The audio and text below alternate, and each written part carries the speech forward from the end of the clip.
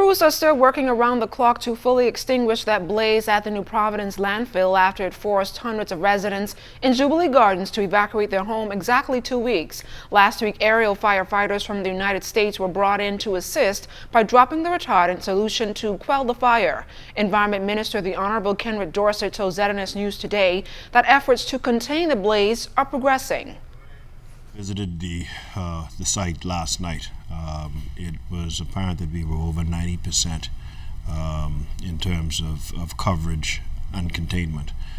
There is still a small a ridge where smoke is emanating, and as a result, we have asked Geltec have left additional fire ice for us to use in ground fighting efforts, but we've asked Fletcher Air to return just to extinguish that ridge very quickly to enable us to ramp up and obviously get all of it covered as quickly as possible.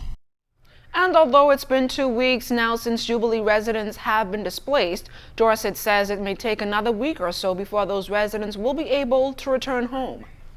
The Ministry of Housing on Saturday once again went into Jubilee Gardens together with other agencies to conduct assessments of people's homes, and so that work should ramp up as well to help people with either deodorizing their homes to get all the smoke out and addressing any damage as a result of soot and smoke. And so I'm happy that that is moving in a parallel course to what we're doing at the dump. There are also other fires because of the dry season that have come about in our forests along Carmichael Road.